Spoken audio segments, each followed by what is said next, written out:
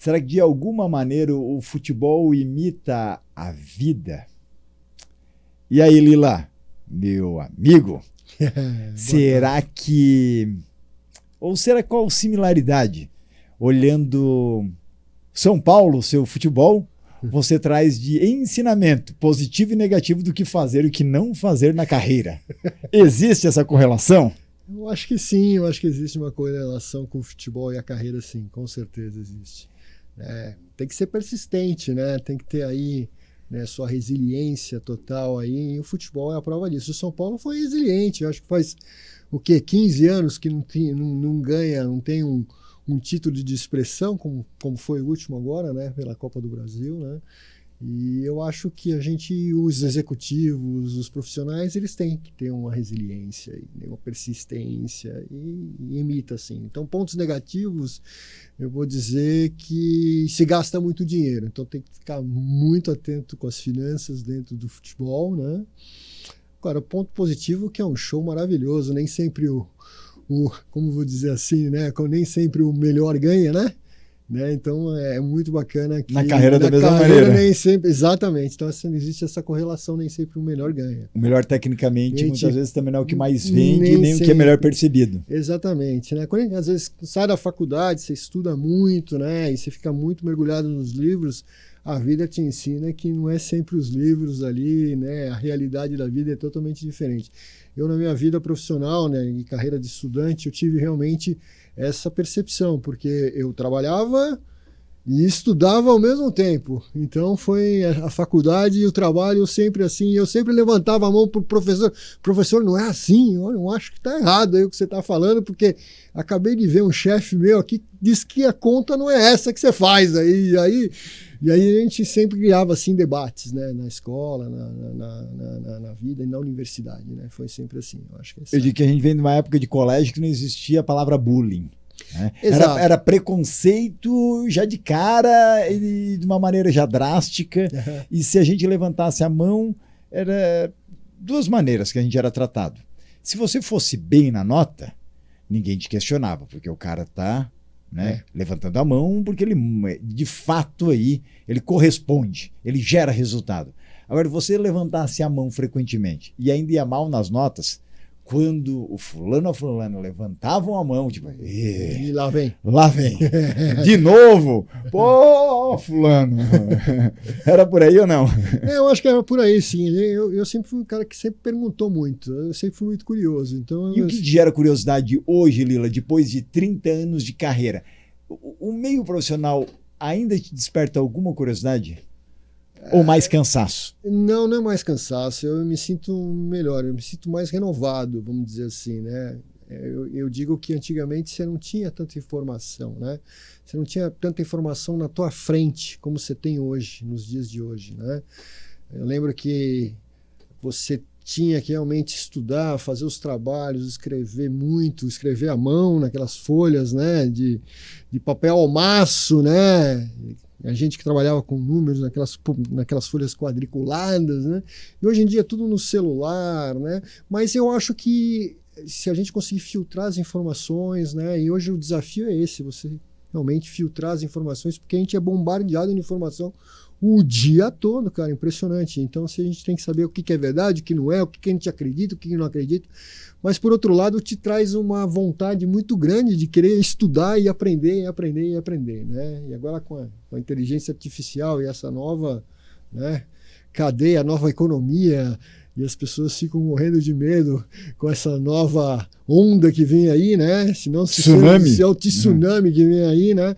Então eu acho que os profissionais têm que se reinventar, mas é bacana você realmente fazer com que as pessoas tenham o que pensar agora, né? Porque o jovem ele não tem essa questão de pensar muito, né?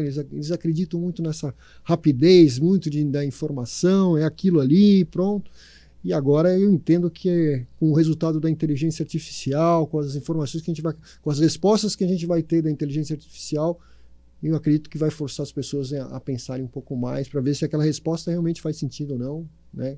Então isso também é uma oportunidade. Eu acho que é a oportunidade de você aprender E a informação está cada vez mais acessível, né? Antigamente era muito complicado, você tinha que ir na faculdade para ter informação, era muito limitado.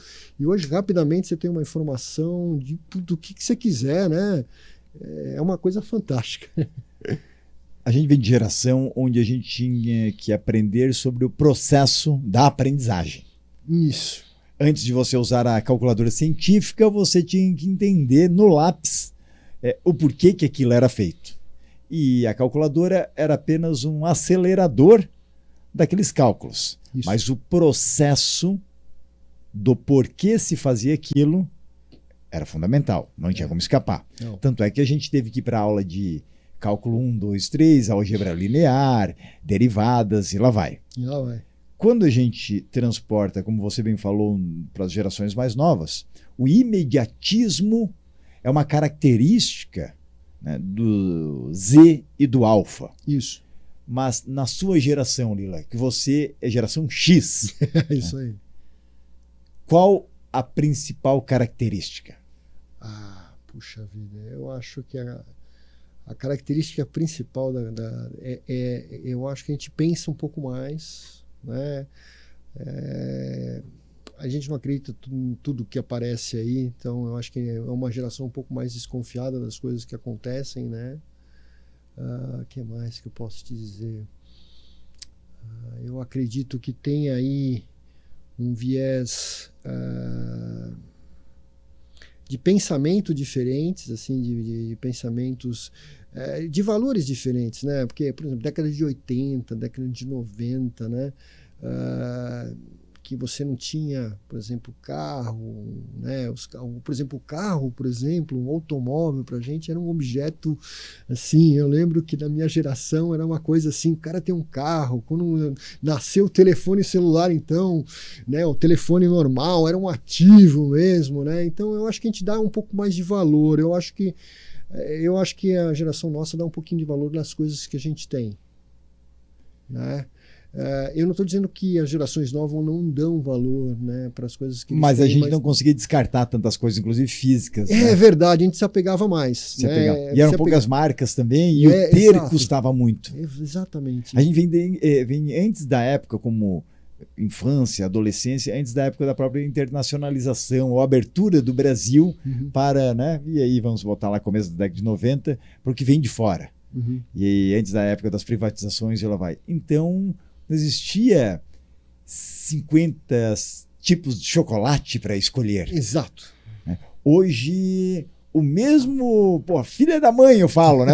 O mesmo baby boomer XY que no passado a gente tinha Garoto, Lacta e Nogebauer para escolher, chega a MPM, na loja de conveniência, tem lá 50 tipos de chocolate, fala, mas não tem o tal? Não tem o tal, exatamente, não tem o que eu comia antes. Porra, parece que a gente não lembra do nosso passado. É verdade, não tem o tal, e é bem o que você falou mesmo. Né? E essa volatilidade, né, que hoje a gente trata no chamado mundo VUCA, Bunny. Né? Quando a gente transporta para carreiras, tem coisas positivas, mas coisas decepcionantes. Porque muitas vezes o executivo, conselheiro, conselheira, ficou enfurnado dentro da sua caverna por muitos anos e esqueceu de que, caramba, não é mais tecnicamente ou quem veio da empresa X ou Y que garante a próxima jornada. No passado era. Né? Se eu vim da PUC, se eu vim da Poli, se vim da Unicamp, isso era um atestado talvez de competência.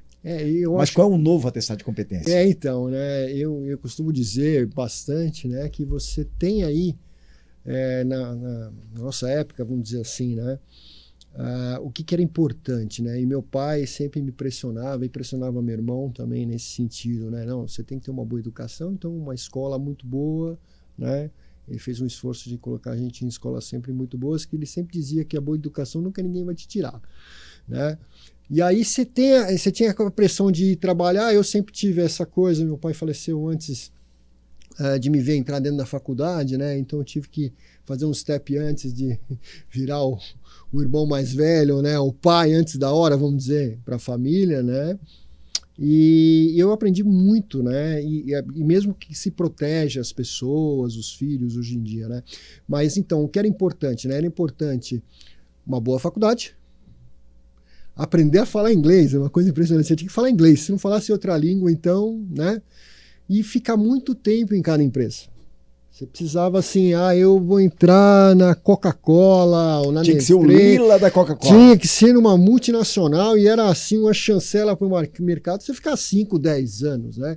Hoje em dia, com essa informação, né, toda aí dentro da rede, né, a informação é muito fácil. Então, você não precisa ir até uma faculdade para aprender uma profissão, por exemplo. Tá tudo lá dentro. Só você saber procurar que você vai achar a informação. E de graça ainda, né?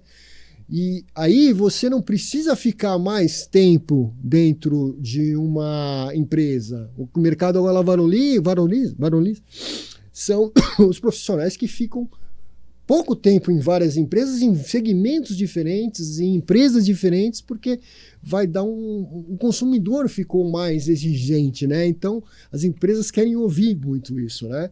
Então, em conselhos, a gente também tem essa preocupação, né? Agora tem o nexialista, que é uma mistura do generalista, né, com o especialista, que arranja a solução. Termos diferentes para você dizer que você é foda naquilo.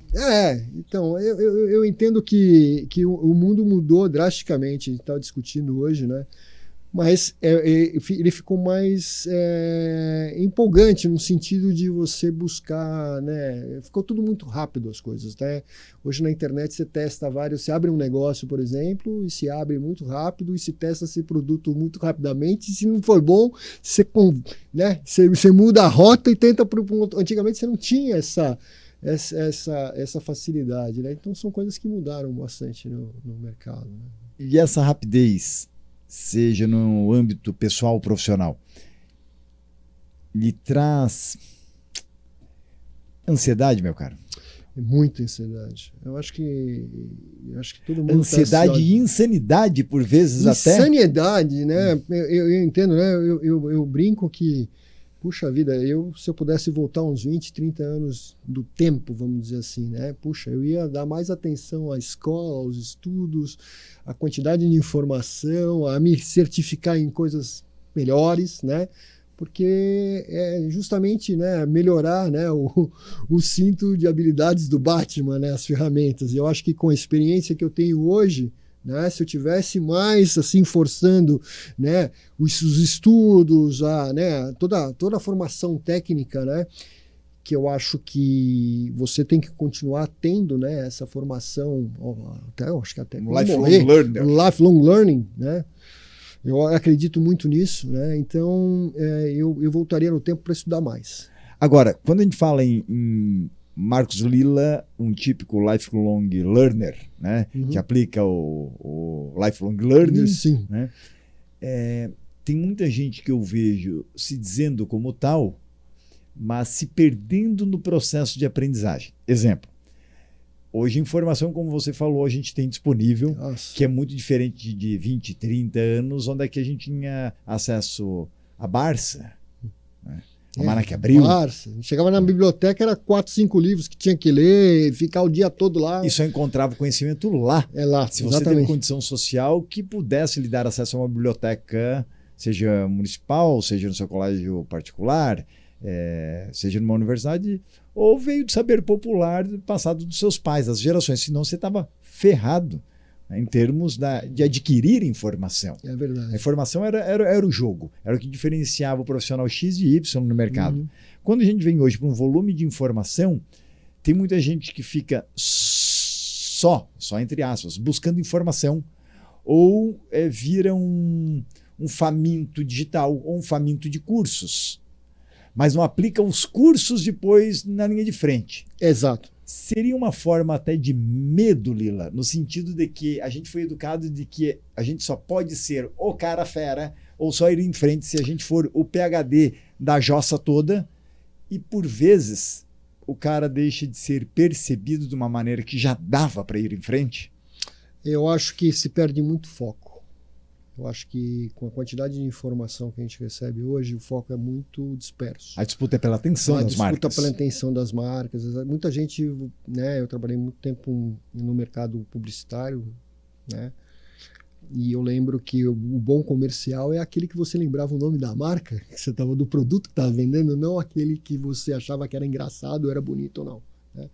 Mas eu entendo que a quantidade de informação, né, que a gente recebe não só gera ansiedade nas pessoas, porque gera, né? As pessoas hoje em dia elas não têm vida, ela vive com um telefone na cara aqui assim, né? E se tá andando, não consegue nem, tá entrando no shopping sem responder um WhatsApp. E a pressão, acho que social também é muito grande, porque se você não tem seguidor, você não presta.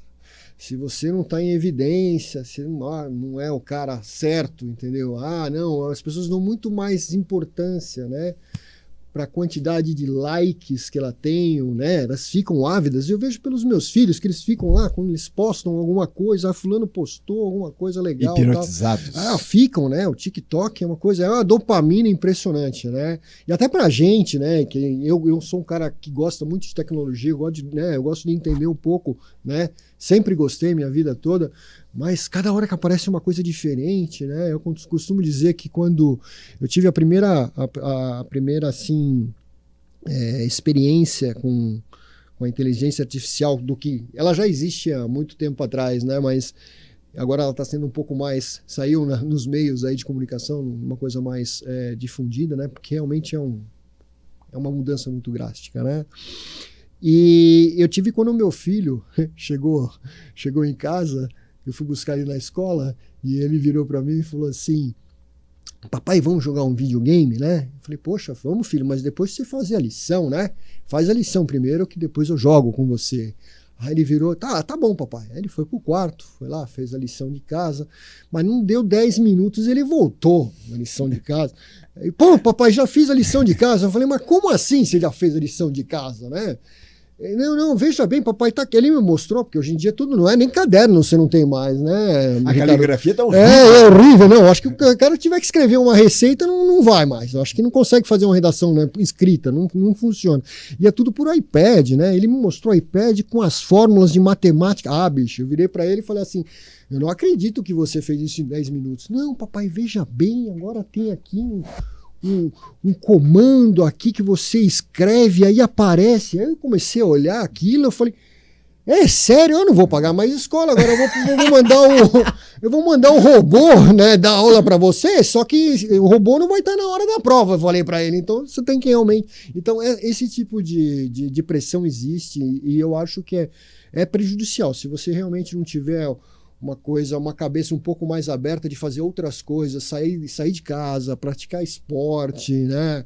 Mudar um pouco seu hábito de vida, né? Eu acho que é fundamental você realmente ter essa mudança e largar um pouco o telefone celular, as redes sociais antes de dormir, né? Eu acredito muito nisso porque a pressão é muito grande. As pessoas cada vez mais elas estão ficando deprimidas, né? Os CEOs cada vez mais pressionados, não tomam decisão como devem de tomar.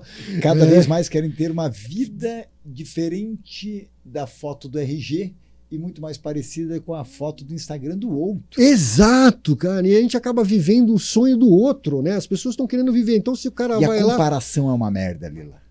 Exato.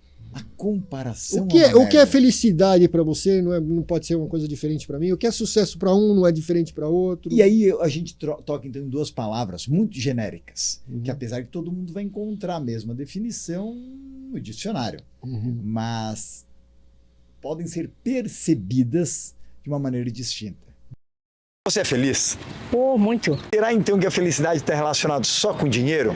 Porque tem pessoas que falam assim, não, mas como às vezes alguém está lá recolhendo lixo, que está limpando, pode ser feliz? A riqueza para mim está num iate, a riqueza para mim está numa casa luxuosa. Será que é isso? Não, para mim não. Eu criei meus filhos sozinha ainda. Sozinha? Sozinha. Minha menina tinha 3 anos e meio, meu menino tinha 1 aninho e pouco, eu criei sozinha, que eu sou separada. E se separar, foi uma coisa boa na sua vida ou ruim? Pra mim foi boa. Por quê? Tô viva graças à sogra. É mesmo? Ainda bem que eu tô viva. Mas porque a agressão de E essa foi a fase mais difícil na sua vida? Sim, depois que eu me separei, daí a gente fica meio constrangida. Depois cai na rotina, já sabe que é normal e vai vivendo a vida. E sou feliz. Lá perto de casa tinha um vizinho que dizia pra mim: meu, eu queria ser igual você. Eu disse: mas queria ser mulher? Não, Preta, queria ser feliz igual você. Você parece que não tem problema. Eu disse: mas também se tiver, a gente não pode passar pra frente, tem que assumir, né? É a questão de não dá para terceirizar a responsabilidade, né? Ou seja, assumir os próprios problemas. Não bota na porta de ninguém, né? O que é felicidade para você? Puta, felicidade para mim, cara, é encontrar um propósito, vai ter um propósito na vida. E você encontrou o seu? Eu encontrei o meu. Quando que foi isso? Quando foi a virada de chave? A virada de chave foi agora em abril desse ano. É mesmo, Lila? Agora é recente? Agora é recente. Quando a gente praticamente estava se conhecendo já. Exatamente, foi em abril desse ano, quando eu fui num evento da Board Academy. Grande Farias? Grande Farias, exatamente. Vamos mandar esse corte aqui para ele. Mandar o corte para ele, mas é fantástico. A hora que eu me identifiquei muito com o Farias, né? A jornada dele, né? Eu sempre trabalhei em multinacionais, muito pressionado, sempre entregando o resultado, trabalhando 12 horas por dia, numa loucura, né? Porque executivo tem que entregar resultado. Se a gente não entregar resultado, o relatório... Que entrega a sua cenoura, tem mais um monte de cenoura para entregar. E se não tiver a sua cenoura entrega, tem a cenoura lá atrás para te pegar também. Exatamente. Então você não sabe, é pressão de tudo quanto é lado, né? E eu vi... E eu me identifiquei muito com a trajetória dele, né? E quando a Board Academy apresentou para mim um programa de conselheiro, né? Eu já estava querendo realmente, o ano passado, tentar criar um plano B, se é que existe um plano B, porque né? Essa é a questão, né? Porque a gente não controla a vida, né? A gente controla 50%, porque os outros 50% a gente não controla mesmo. E aí, cara, foi aí que eu descobri que ser conselheiro para mim seria uma coisa muito bacana. Estaria na sua cauda longa, vamos dizer assim. Eu acho que estaria na cauda longa. Foi isso ano passado, mas o clique mesmo foi quando eu fui no evento da Board Academy. Aquele clique, aquela chamada, aquela paixão de saber que a gente pode ajudar não só uma empresa, mas ajudar várias empresas com conhecimento e com a expertise que a gente tem e com a experiência que a gente tem, né? É muito importante ter essa visão. E eu saí do evento, eu lembro que eu saí do evento super feliz. Nossa, isso para mim foi uma felicidade, né? Quando é que a gente encontra um propósito do para quê, de fazer uma coisa do para quê, né? Aí a vida te dá sentido, né? E aí começa a procurar o como. Exato. Como eu vou fazer agora essa porra? Exatamente. E aí foi legal também, porque meus filhos estavam comigo naquele dia, e eu fui pegá-los. E meu filho, ele olhou para mim: papai, você está muito contente, né? Meu filho menor. Nossa, eu vi que você está tão contente, né? O Guilherme falando assim: poxa, filho, caramba, eu nunca te vi tão feliz, papai. Ele falando isso. E isso para mim também é felicidade, né? Qual a idade dele? 12 anos de idade. 12 anos ele não tinha ele me viu assim, não feliz, tão alegre, né? Uma coisa bacana. Eu tava realmente muito emocionado naquele dia. E aí ele: mas por que, filho? Né, papai, ele fez a pergunta: por que você está tão feliz assim? Que nem você está me perguntando. Eu virei: filho, papai achou o propósito dele da vida, de achar uma coisa bacana que ele quer fazer. Mas o que é? O papai vai ser conselheiro. O que é isso, pai? Aí ele falou exatamente: o que é isso? Aí eu virei para ele e falei assim: filho, você não tem um conselho de classe? Toda escola ainda tem um conselho de classe, né? Ele já achou que era algo para punir. Eu tentei fazer uma coisa lúdica, né? Aquela coisa lúdica, né? Foi uma coisa muito bacana. E aí ele falou: tenho. Pois é. É uma coisa parecida com o conselho que você tem na sua classe, na escola, né? Aí ele virou para mim e falou assim: mas papai, você vai deixar de ser administrador, né? Porque você sempre viu financeiro, administrador. Aí eu virei para ele e falei: não, filho. O papai vai continuar sendo administrador, né? Trabalhando com finanças, mas em vez de ele ajudar uma empresa, ele ajuda 5, 6. Olha o bem que o papai vai fazer. É mesmo? Aí ele viu um cifrão achando que que eu ia ficar milionário, entendeu? Então tem mais jogo de PlayStation. Tem mais jogo de PlayStation, exatamente, né? Então gostei, hein, pai? Gostei, papai. Foi assim. E aí foi assim que esse para mim foi é uma prova viva da felicidade, né? Outra coisa que eu gosto muito de fazer, que me traz muita felicidade, é estar com meus amigos, né? Estar com gente em volta, né? Estar numa roda legal de amigos. Eu sempre gostei de estar muito cercado de gente. Eu gosto de transitar, principalmente com pessoas que eu não conheço, que eu acho legal, eu quero saber a história dessas pessoas, né? De como elas chegaram até ali, né? E muito bacana, Lila, você falar a respeito do entender a história do outro, não apenas por uma questão de empatia, mas muitas vezes as pessoas têm dificuldade de entender o porquê da decisão daquele presidente de conselho, ou porquê da decisão daquele fundador, numa empresa, principalmente quando está num processo de sucessão familiar, o porquê da decisão daquele CEO.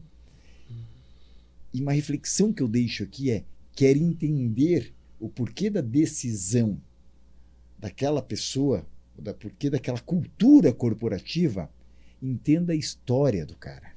Quando a gente entende a história da pessoa, a gente entende a narrativa de decisões que essa pessoa vai tendo na cadeia da vida dela. Não é fundamental. E aí é muito mais fácil a gente dizer que, ok, daqui para frente é mais fácil eu tomar decisões mais estratégicas para minha carreira aqui dentro desse CNPJ, ou então até, não alinho, estou pulando fora.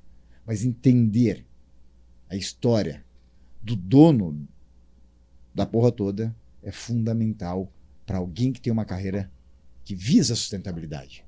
É fundamental, né? As empresas, elas têm que entender, e de novo, as empresas são feitas de pessoas, né? E o empresário tem que entender que, né? E geralmente os empresários, né, da nossa geração, vamos dizer assim, né, tentar lidar com várias gerações ao mesmo tempo dentro da mesma organização, né, é um desafio, balaio de gato, assim, tremendo, cara. Joel, você é geração Z. Por vezes nas empresas, na sociedade, tem um embate entre gerações mais novas e gerações mais velhas. Qual é a maior dificuldade hoje que você tem na tratativa com o pessoal mais velho? Eles que não lhe entendem ou você que não entende eles? Acho que é as duas coisas, né? Principalmente essa coisa de tecnologia, assim, com o celular, né? Tipo, dá o exemplo, por exemplo, da minha mãe. Às vezes ela pedia para me fazer coisas no celular para ela, sendo que a gente hoje em dia tem tudo certo, né? E-mail, contato, número, tudo certinho. Ela não, né? Aí vinha pedir para resolver uma solução no Facebook, seja no WhatsApp, enfim e tal. E eu não sabia porque não tinha os dados dela. Aí ela já falava que eu não fazia nada para ela. Mas essa questão de tecnologia é uma coisa que a gente bate um pouco a cabeça, mas com calma a gente consegue explicar, né? Até porque é novo para eles, né? A gente já nasceu com ela, né?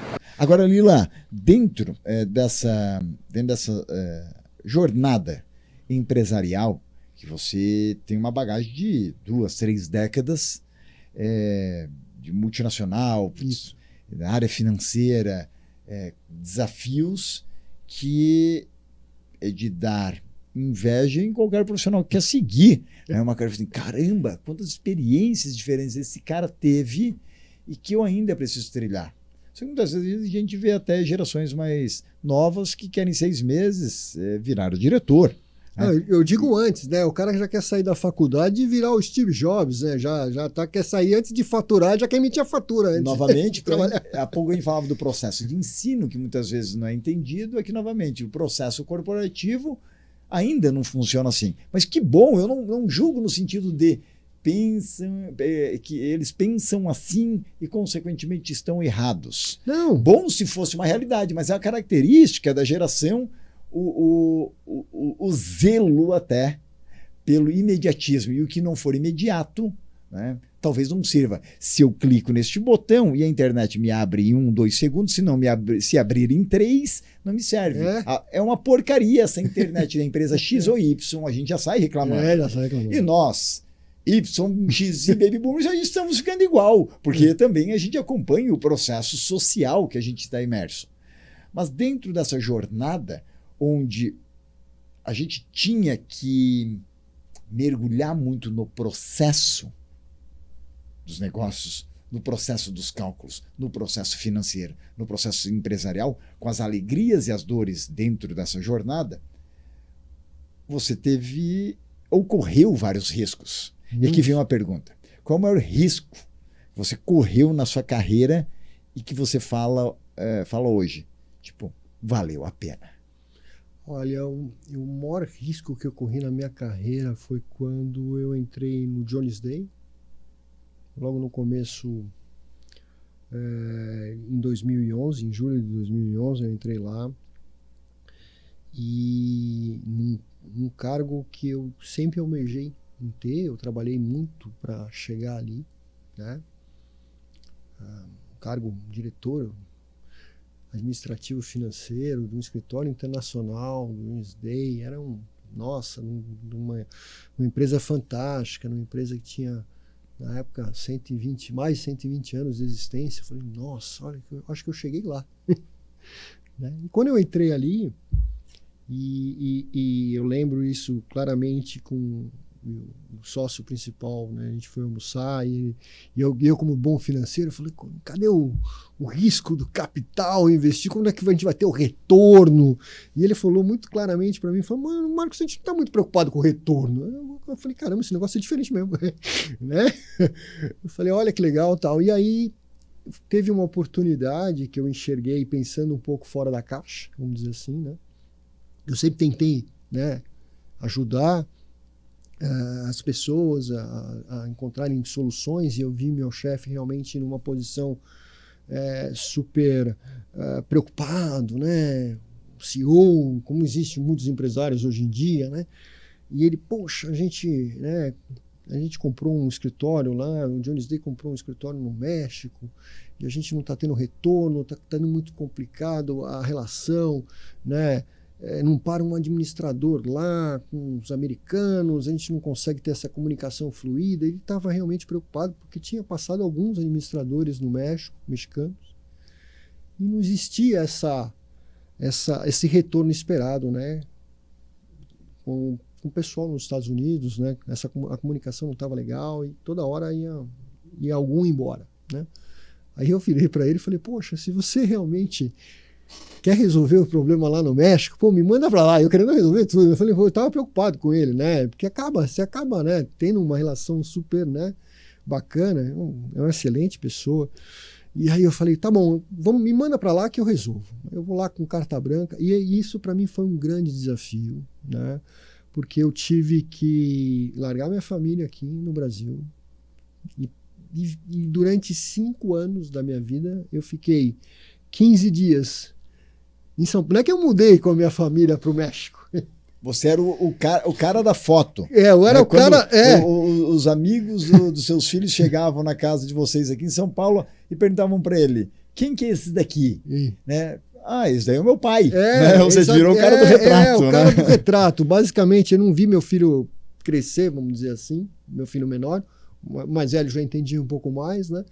Mas foi um desafio porque eu encontrei um país maravilhoso de pessoas realmente interessadas em querer que a coisa funcione, mas extremamente burocrático, né? Foi assim, eles me perguntavam, eles falam, um preconceito muito grande, né? Mas por que esse brasileiro vai fazer aí que um mexicano não pode fazer e não sei o que? Eu tive muita resistência, fui muito resiliente. Então, assim, eu digo que esse risco, dessa vontade de querer fazer, né, de querer aproximar as pessoas, e aí acabei identificando os problemas de processo, contratei algumas pessoas adicionais para que a empresa pudesse fluir, e aí teve uma primeira auditoria, o auditor conseguia falar inglês, porque existia uma dificuldade muito grande em encontrar um mexicano que falava inglês.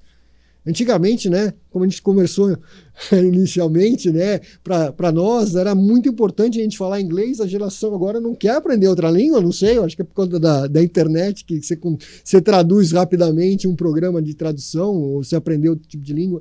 Então esse para mim foi um desafio muito grande e onde eu cresci demais, aprendi demais. Eu só tenho a agradecer a Jones Day por essa oportunidade de vida mesmo, porque eu tive que viver a cultura mexicana. E o que o México dentro dessa jornada tem de melhor e de pior, na sua opinião? Puxa, o México tem de pior e de melhor. Eu acho que a cultura mexicana é fantástica. Por quê? Eles valorizam muito a história do povo mexicano, né? Já começa pelos incas, ali, maias e toda a história deles é muito pouco diferente do Brasil, que, né, dos índios que a gente tem também, mas lá é muito enraizado isso, né? Está muito dentro daquilo, né? Aqui parece muito os índios estão lá e o resto ponto, está aqui. Exatamente. Existe, lá não, eles se preocupam muito com os antepassados, né? Agora, e um ponto que tipo, caramba, se isso aqui fosse diferente aqui no México, a minha vida teria sido melhor. Eu senti um pouco de preconceito. Pelo fato de apenas você não ser mexicano, e aí, independente se o cara fosse americano ou brasileiro, ou pelo fato de ser brasileiro?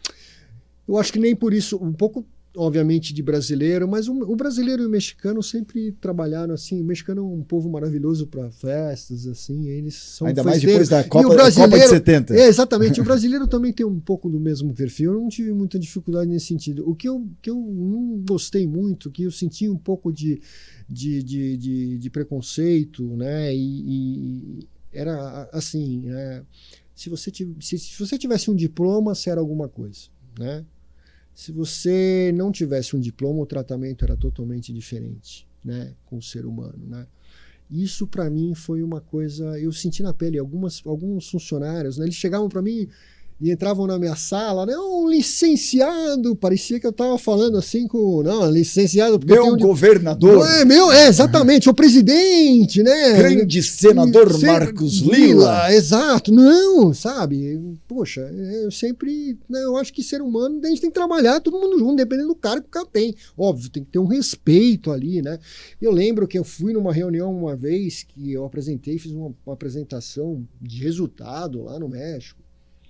Todos os sócios ali, né? Os sócios todos ali. Acho que deve acontecer um pouco aqui no Brasil, né? Mas sócios Mira. Não. E aí eu fiz a apresentação e eu quis realmente fazer a apresentação em espanhol, porque primeiro que eu estava tentando aprender a falar. Vou arrombar, é hoje que eu vou arrombar. Assim, Lila. Eu vou em portunhol, vai alguma coisa nesse sentido, né? E eu comecei a falar e fiz a apresentação, né, tal. E no final da apresentação, que durou aí uma hora mais ou menos, comecei a perguntar, né? E eu estava apresentando números financeiros, né? Um tema muito sensível. Eu tento chegar tentar falar a mesma linguagem, né? O financeiro, eu acho que tem que falar um pouco a linguagem do público que você está falando, né? Então, são advogados, eu tenho que tentar falar mais ou menos na língua dos advogados, mais ou menos assim, né? E eu fiz a apresentação, aquela coisa do portunhol, né? Tal. Comecei a falar em espanhol, alguma coisa que eu achava que um espanhol não vinha, aí vinha o inglês na hora e resolvia o problema. Tal. E aí eu abri para perguntas. Ninguém respondeu, ninguém fez uma pergunta. Aí o sócio principal levantou a mão e fez uma pergunta, eu respondi e tal. E aí pronto, aí acabou a reunião, né? Aí acabou a reunião, e foi uma das primeiras reuniões que eu fiz lá de apresentação, acho que foi, se não foi a primeira. E aí o pessoal levantou, eram sócios, né? Levantaram, foram embora, uma sala de conselho enorme, gente, tinha umas 20, 30 pessoas na sala. Parecia um cabide de emprego. Parecia um cabide de emprego. Aí aí eu perguntei pro sócio principal, virei para ele e falei, escuta, mas será que não entenderam a minha apresentação? Tava tão ruim assim, ninguém fez uma pergunta, né? Será que, sei lá, meu espanhol tava tão ruim desse jeito? Ele virou, não, Marcos, estava ótimo, todo mundo entendeu. Mas por que não perguntaram? Não perguntaram porque se um levantasse a mão e fizesse a pergunta, aí o outro ia falar, poxa lá, ele não está entendendo, eu vou ser menos que o outro, sabe aquela coisa? Orelha de burro. Exatamente. Caramba. E isso para mim, sabe, chocou. E o próprio, né, e a Jones Day não é assim, né? Era uma empresa realmente que tem essa questão de diversidade muito bem enraizada, né? Mas é uma questão, acho que, de cultura mesmo. Ali era cultural. Eu acho que era cultural mesmo. Agora, por que você acredita, quando você foi no processo da entrevista, começou o trabalho, e mesmo sendo focado ali dentro da área financeira, alguém lá lhe falou que, não, mas a gente aqui não está muito antenado no resultado. Parece poeticamente espetacular. Exato. Mas a realidade... a realidade é totalmente... Não é... Mas por que você acredita que a pessoa lhe falou aquilo? Existe algo na cultura corporativa que ali você via que realmente era dessa maneira, num jeito diferente? Onde é que aquilo se encaixa? Eu digo que aquilo era uma coisa diferente, não toda empresa faz isso. Eu acho que existe a questão do capital, né, consciente, né? A Jones Day tem essa questão do capital consciente, ela olha para o ecossistema dela, das pessoas, ela valoriza muito, né, as pessoas, o capital humano que ela tem dentro da empresa. Isso me chamou muito a atenção, porque eu vinha de uma outra empresa que era listada na bolsa, que a gente tinha uma pressão muito grande para resultados.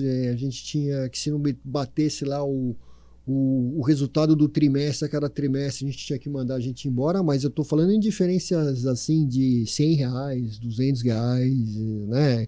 Diferenças imateriais que eles, não, olha, não fechou o resultado, então manda tantas pessoas embora. Então a pressão era muito grande do outro lado, até para conseguir recursos para a empresa ser capitalizada, né? No Brasil, né, a gente tinha muita dificuldade, né, nessa empresa que era listada na bolsa, de capital aberto e tal. Já no Jones Day, não.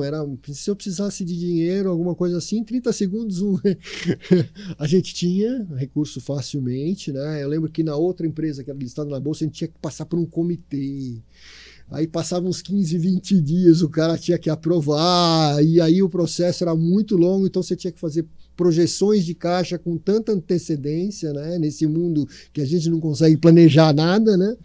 E para ter recursos para pagar os compromissos, né? Então eu vejo que realmente era um diferencial. E aquilo ali me deu um gás, assim, achei, puxa, é o local que eu sempre gostei de trabalhar, né? A gente tinha muita liberdade, né? A gente tinha muita empatia. Lila, é muito bom falar com você porque a hora passa voando. Mas eu tenho que, aqui para os nossos ouvintes, ou quem está nos vendo, se não estiver apenas escutando num podcast. Legal. Mas eu preciso que você dê uma dica. Além de todas as dicas gratuitas em termos inspiracionais e reflexões de carreira que você deu aqui por causa da sua própria trajetória. De uma forma muito verdadeira. Até mesmo porque a gente não combinou roteiro. Exato. Né? Para não ter nada programado e ser muito original. Esse é o Marcos Lila. Mas tem alguma obra, ou algum filme, ou algum livro que marcou a sua vida e que você dá dica aqui para sua câmera? Puxa vida, né? As dicas que eu dou realmente são dicas de nunca parar de estudar, sempre aprender, né? Eu acho que a gente tem que estar ali aprendendo. Um livro que mudou muito minha vida foi do Steve Jobs. Eu acho que todo mundo tem que ler a biografia dele, que é um cara que conseguiu ser demitido da própria empresa dele e voltar e mandar na porra toda de novo, vamos dizer assim, né? Com perdão da palavra, né? Esse é um livro. Filmes, cara, nossa, tem muito filme, eu adoro filme. Aquele que é filme, tipo... A Busca da Felicidade. Busca da Felicidade. É muito bom. Por quê? É aquele filme com... Eu esqueci o nome do cara, mas ele tem uma questão de você nunca desistir de buscar a felicidade, né? Busca da Felicidade é um bom filme. Matrix é um filme muito bacana, principalmente se que a gente conseguir criar correlação com a sua Matrix. Matrix, exatamente. De vez em quando eu acordo, eu acho que eu estou dentro de uma Matrix ou não. Está. Está. Então, a não ser que aumente o seu nível de consciência e comece a entender, né? Exatamente. Eu acho que tem alguns mais livros, cara. Ai, deixa eu ver aqui. Eu leio tanto que às vezes foge da minha memória, mas o próprio livro do... Eu sou um cara aficionado por biografia, cara. Eu gosto muito de ler biografia, aprender com a história do outro. Da história do outro, né? A biografia do Obama também é fantástica. Essa eu não li. Muito boa. Vale a pena? Vale muito a pena. E a da mulher dele também, viu? Também é fantástica. Né, eu acho que eu gosto de me inspirar na história dos outros, mas você acaba vendo como é que eles lidam com a pressão. Né? Então, se você chegou até aqui no podcast com o grande Marcos Lila, coloca aí abaixo, comenta qual a biografia, independente seja autobiografia ou não, que você já leu até hoje e que realmente marcou você. Lila, como eu digo para pessoas feríssimas que passam aqui nessa mesa, que são incomparáveis, dava para a gente fazer uma série do Netflix de várias histórias que dá para tirar de aprendizado, né, da sua própria vida. Parabéns. Muito obrigado. Muito bacana estar com você aqui. Muito bom mesmo. Fantástico.